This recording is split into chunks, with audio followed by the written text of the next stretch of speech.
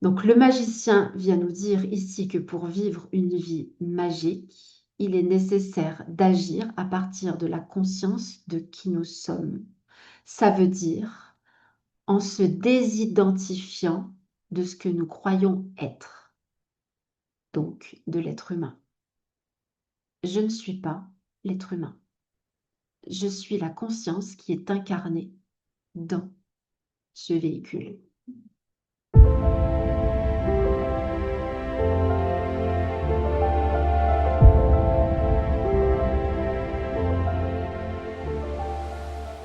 Franchir ce seuil. Et c'est ce à quoi va vous aider cette transmission. En tout cas, c'est l'intention que je pose. Euh, Nous allons franchir effectivement ensemble ce passage vers une nouvelle ère, vers un nouveau paradigme, vers une nouvelle façon d'être et de vivre. J'en ai beaucoup parlé au cours de l'année 2025 et je ne suis pas la seule à l'avoir fait. On a fermé un cycle très important dans l'évolution de l'humanité. Et avec cette année 2026 est en train de s'ouvrir quelque chose de complètement nouveau. Alors progressivement, évidemment, on ne va pas passer de l'ancien au nouveau comme ça du jour au lendemain, mais ça va se faire petit à petit. On l'a senti déjà au cours de l'année 2025 qu'il y avait un certain nombre de choses avec lesquelles nous ne pouvions plus faire, nous ne pouvions plus vivre de la façon dont nous avons été habitués et conditionnés à vivre. Et donc, avec cette année 2026, nous allons ouvrir un nouveau cycle de 9, 10 ans et peut-être même plus, mais en tout cas, une nouvelle façon de créer notre vie et ce, de façon consciente et délibérée, en tout cas pour les personnes qui en seront là à ce stade de leur évolution. Donc, vous qui êtes ici aujourd'hui, eh bien, c'est que vous êtes prête, que votre âme en est à ce stade de conscience et que votre être humain, votre système nerveux est prêt aussi à ces changements. Donc, je suis ravie que vous soyez ici et je suis très heureuse et honorée de partager cette transmission. Alors, on va entrer tout de suite dans le vif du sujet. Je ne vais pas faire de blabla inutile. Alors, juste quelques mots de présentation pour les personnes qui ne me connaissent pas. Je m'appelle Véronique Rose. J'agis en tant que accompagnante sur le chemin de reconnexion à soi. J'accompagne essentiellement les femmes pour le moment. J'ai créé Femmes Essentielles qui est euh, au-delà d'une simple entreprise, qui est pour moi un mouvement. Je suis intimement convaincue que le changement dans le monde dans lequel nous sommes sera initié par l'énergie féminine, puisque tout commence avec le féminin. Et donc les femmes, nous sommes euh, comme les hommes, bien évidemment, hein, hommes et femmes, nous sommes porteurs de cette énergie féminine, mais euh, pour une femme, il est beaucoup plus naturel de l'incarner. Et c'est la raison pour laquelle j'ai été invitée à accompagner d'abord les femmes. Alors peut-être que j'accompagnerai les hommes plus tard, je ne sais pas, mais en tout cas, voilà, c'est pour ça que j'ai créé Femmes Essentielles. Et puis la Voix de la Rose Méditation.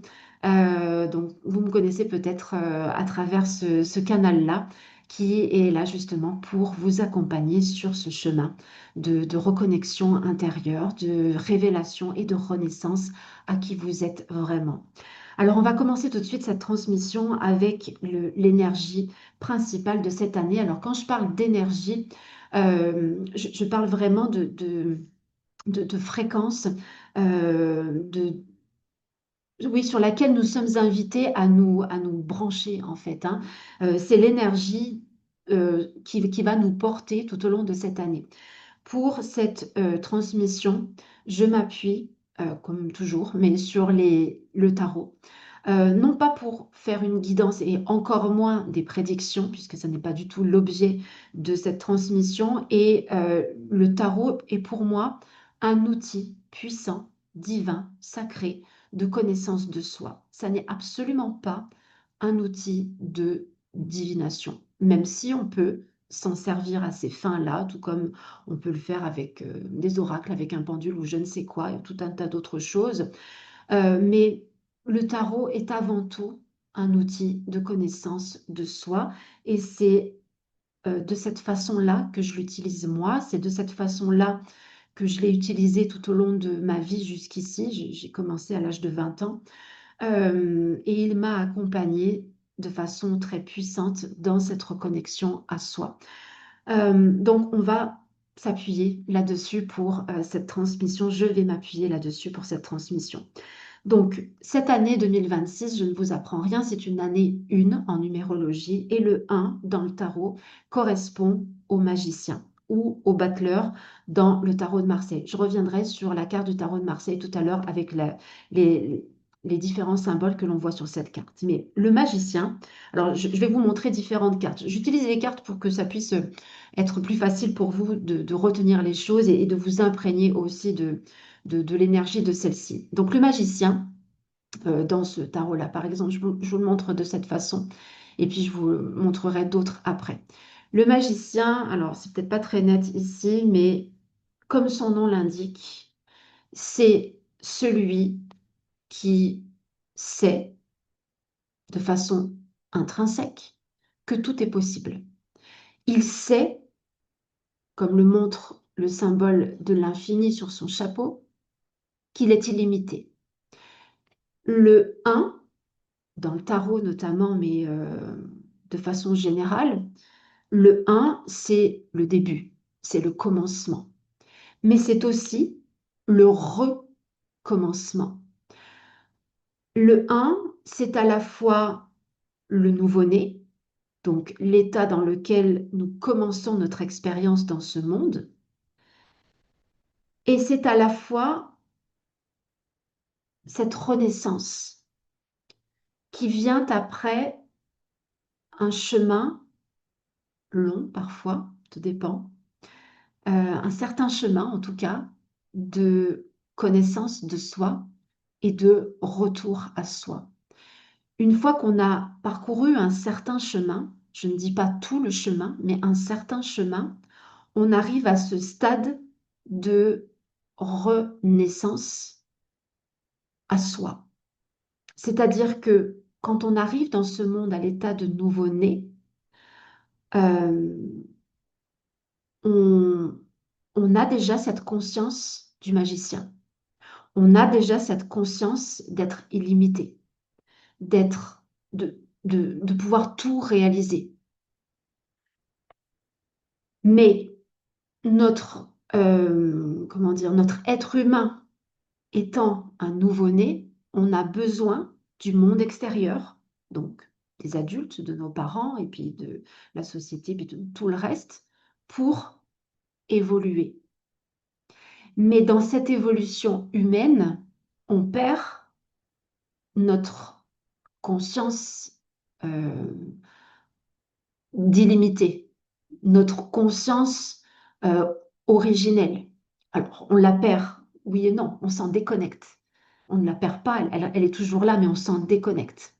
On s'en déconnecte du fait des différents conditionnements, du fait des différentes expériences qui impriment en nous un certain nombre de croyances, qui impriment en nous un certain nombre de blessures et qui font que nous oublions petit à petit qui nous sommes et que nous nous identifions à l'être humain que nous croyons être. Et c'est la raison pour laquelle nous disons je suis à partir de 2, 3 ans en parlant de celui ou celle que l'on voit dans le miroir. Et en ayant oublié le je suis originel. Donc, quand on a parcouru un certain chemin de connaissance de soi et de retour à soi, on arrive à cette réalisation de soi, c'est-à-dire à se souvenir de qui nous sommes vraiment, c'est-à-dire une incarnation, une extension de la source, de Dieu, du divin, de la conscience. Nous nous souvenons de cela.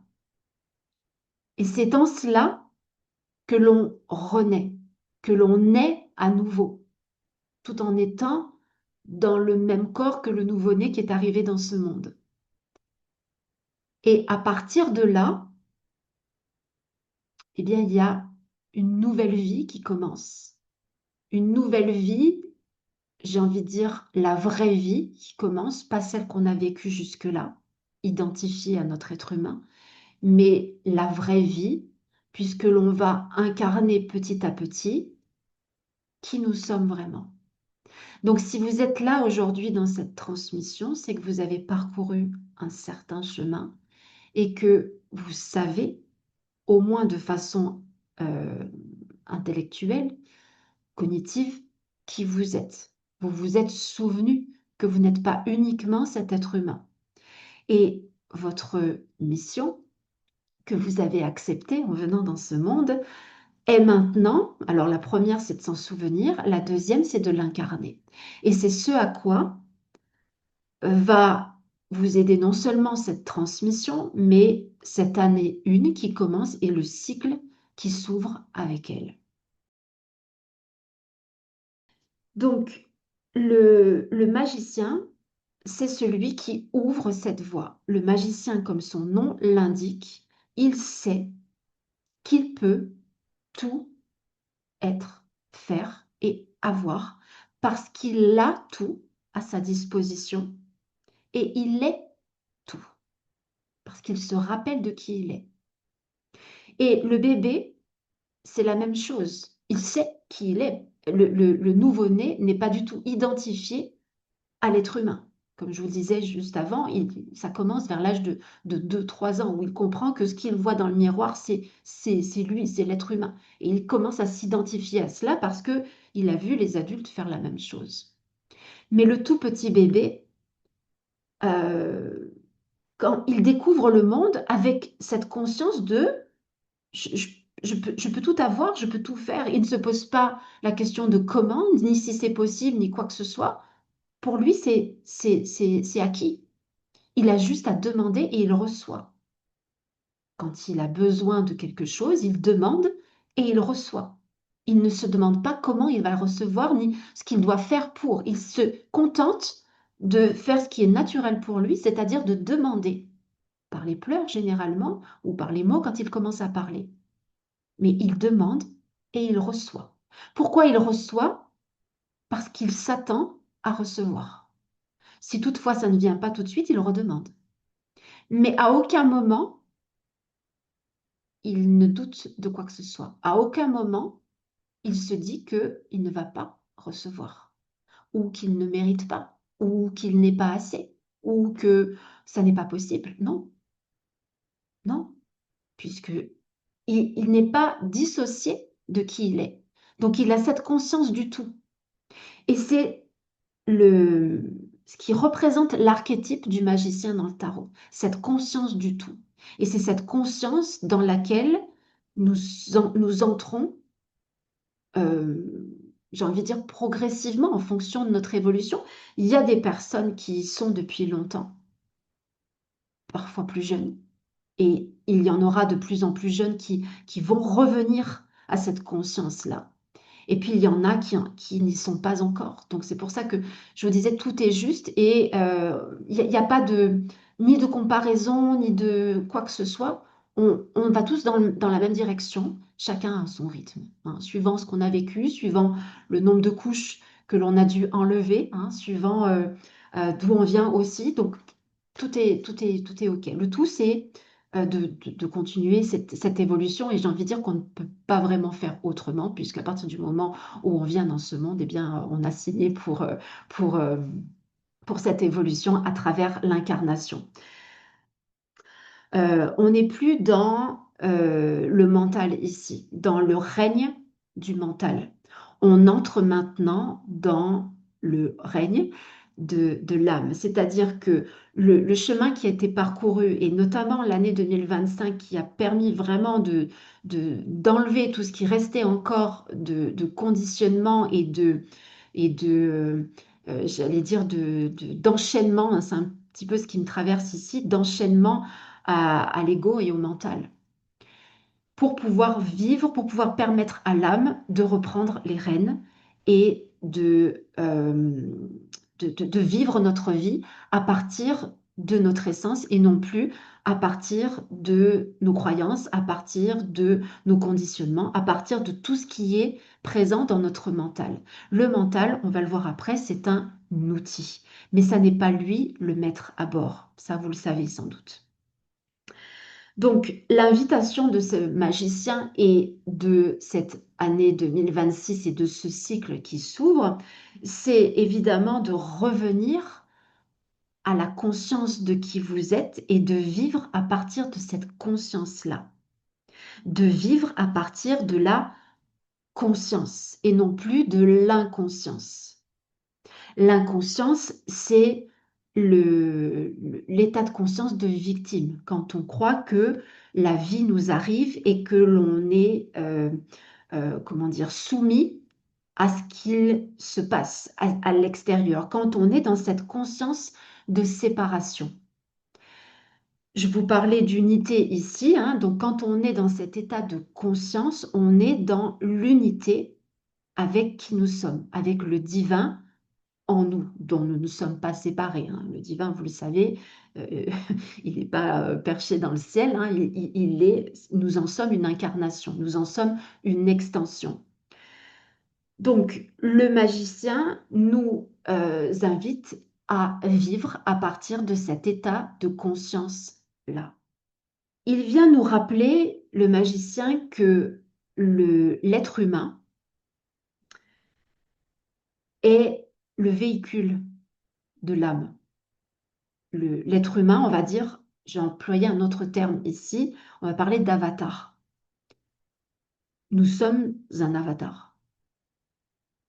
L'être humain est ce qui permet à la conscience de faire l'expérience d'elle-même à travers un corps. C'est tout.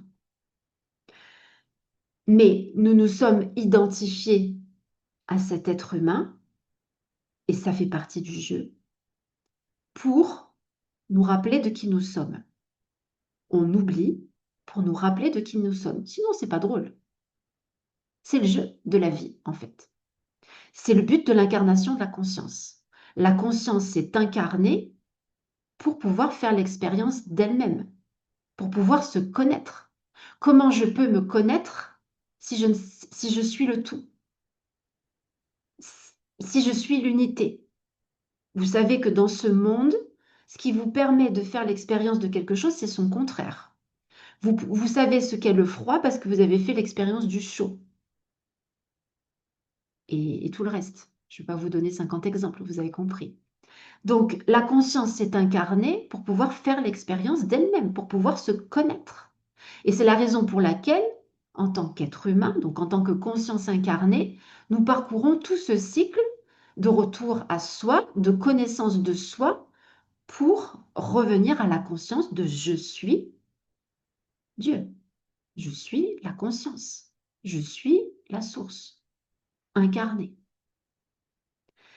À partir de là, je ne vis plus comme cet être humain limité qui se croit séparé du monde dans lequel il est, qui se croit séparé de la source, si tant est qu'il croit à quelque chose.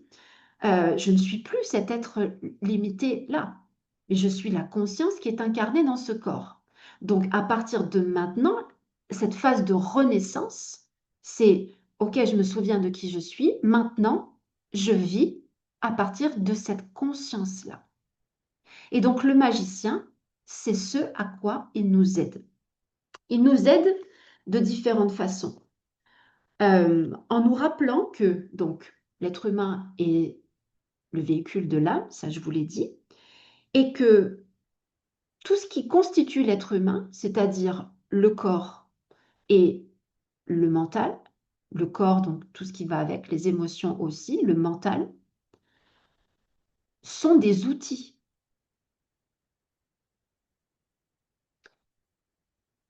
Mais le magicien, ces outils, ils sont là, sur la table, devant lui. Ils sont à sa disposition pour faire son expérience. Mais en aucun cas, il ne se confond, en aucun cas, il ne s'identifie à ses outils. Il n'est pas le corps qui est représenté ici par la table qui est couleur chair, comme vous pouvez le voir. Il n'est pas le corps, il n'est pas la table, très clairement ici. Donc, vous n'êtes pas votre corps. Il n'est pas son mental, qui est représenté ici par le couteau et l'autre objet tranchant que l'on voit ici, donc qui correspond à l'élément R dans le tarot, qui correspond aux épées et qui correspond au mental. Donc, il n'est pas le magicien que vous êtes. Il n'est pas les couteaux qu'il y a ici sur la table. Donc, il n'est pas son mental. Donc, il n'est pas ses pensées. Il n'est pas tout ce qui se raconte dans sa tête. Il n'est pas non plus ses émotions, donc représentées ici par les coupes. Elles sont à sa disposition. Je reviens juste en arrière sur le mental.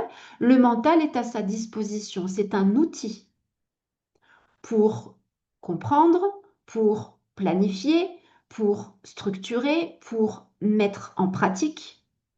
C'est un outil. Les pensées sont un outil de création. Elles ne sont pas là pour tourner en boucle toute la journée, pour ruminer, pour chercher des solutions. Alors même si le mental est un ordinateur de bord qui permet de chercher des solutions, mais les pensées sont là pour créer, mais non pas pour résoudre des problèmes. Les coupes dans le tarot, qui sont l'élément eau, représentent les émotions. Les émotions, c'est pareil. C'est de l'énergie en mouvement, donc c'est un messager. Ce sont des messagères, les émotions. Elles sont là pour nous montrer quand nous sommes connectés à nous-mêmes ou quand nous ne le sommes pas. Elles ne sont pas là pour nous emporter, pour nous faire péter les plombs, pour nous faire déprimer ou quoi que ce soit. Elles sont là pour nous transmettre un message. Quand je ressens des émotions désagréables, je ne vais pas parler d'émotions négatives, mais d'émotions désagréables, c'est que je suis déconnectée de moi-même, de mon essence. C'est que je crois à quelque chose qui n'est pas vrai. C'est que je m'identifie à quelque chose qui n'est pas moi. L'émotion, c'est une messagère. Elle passe, elle nous traverse, elle nous dit ce qu'elle a à nous dire et elle s'en va. Elle ne doit pas durer, sauf si je la maintiens, si je rumine, si je reste dedans. Ensuite, le mouvement.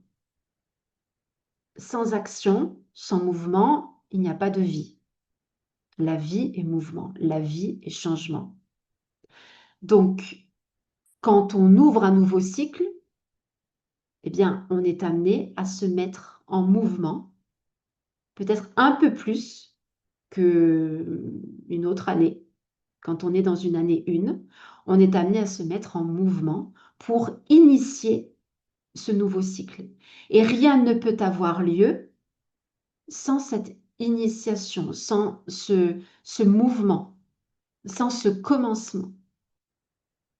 Donc cette année 2026, elle n'est pas une année d'intégration, c'est une année de mouvement, une année d'action. Et quand je dis une année d'action, c'est pas je m'agite dans tous les sens et je fais tout le temps. Non. Mais parce que je suis connectée à moi-même, je sais exactement quand il est nécessaire d'agir et quand il est nécessaire de ne rien faire, de me reposer, de recevoir. Je sais quand il est nécessaire de faire des choses dans la matière et quand il est nécessaire de me retirer pour pouvoir recevoir.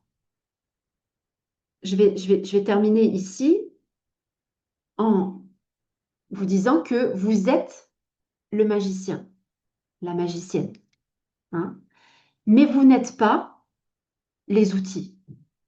Vous n'êtes pas les outils, vous n'êtes pas la table, donc vous n'êtes pas le corps, vous n'êtes pas le mental avec les pensées, vous n'êtes pas les émotions, vous n'êtes rien de tout ça. Et j'ai envie de dire que vous n'êtes même pas l'action. L'action, elle s'impose à vous. elle se fait à travers vous.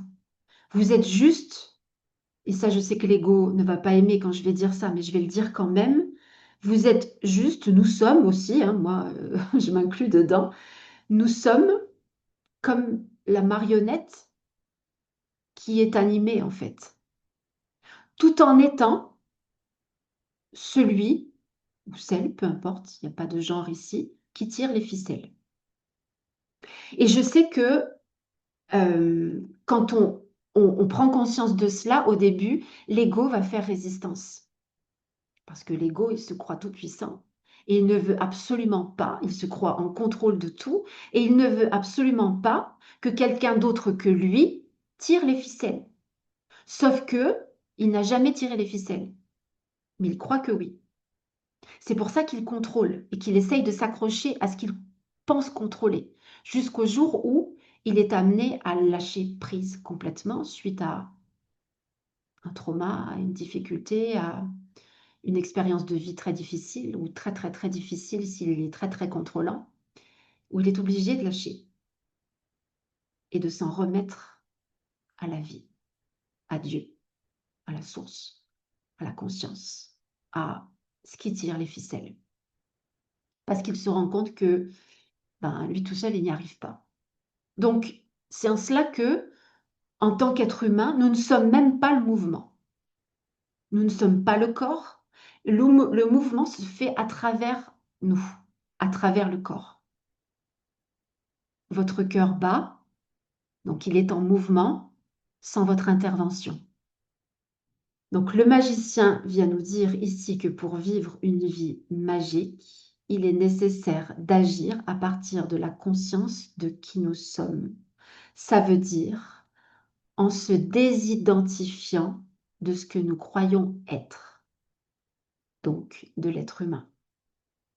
Je ne suis pas l'être humain. Je suis la conscience qui est incarnée dans ce véhicule. Vous voyez? Il est là le message.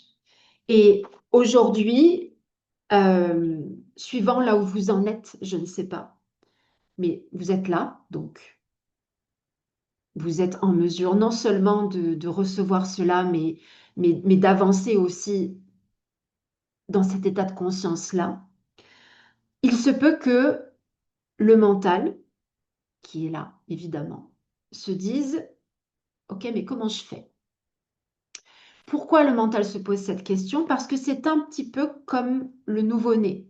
Le nouveau-né, on reprend cet exemple, qui est tout petit, qui rampe, on va prendre cet exemple-là, ce petit bébé de quelques mois qui rampe et qui voit ses parents et puis peut-être d'autres enfants qui marchent. Et il se dit, tiens, je peux faire ça. Et lui, il ne se pose pas la question de comment. Il essaye tout de suite. Il passe à l'action directement. Il se dit, tiens, je dois pouvoir le faire. Je peux le faire moi aussi. Ça doit être chouette de faire cette expérience-là. Beaucoup plus, je vais pouvoir faire plus de choses. Donc, il essaye plusieurs fois. Il tombe plein de fois. Et il recommence. Jusqu'à ce qu'il arrive à marcher. Ça lui prend le temps que ça lui prend. Il arrive à marcher. Au fond de lui, il sait qu'il va y arriver puisque ça fait partie de l'ordre des choses, d'après ce qu'il voit. Il voit que bah, lui, il a quatre pattes et puis tous les autres sont sur ses deux pieds. Leurs deux pieds sont debout. Donc, ça fait partie de l'ordre des choses. Eh bien, le fait de vivre à partir de notre conscience illimitée, donc de qui nous sommes vraiment, fait aussi partie de l'ordre des choses. Donc, le mental qui se pose la question du comment, c'est normal. Maintenant, ça ne doit pas limiter l'évolution et l'expansion. Parce que si vous restez dans le comment, vous restez dans l'être humain. Vous restez dans le mental, donc vous restez dans la conscience de séparation et vous n'avancez pas. Donc le comment, il est nécessaire de le lâcher. Mais je vais quand même vous donner ici 3 axes d'évolution et d'expansion qui vont un peu nourrir votre mental, qui vont répondre d'une certaine façon à comment.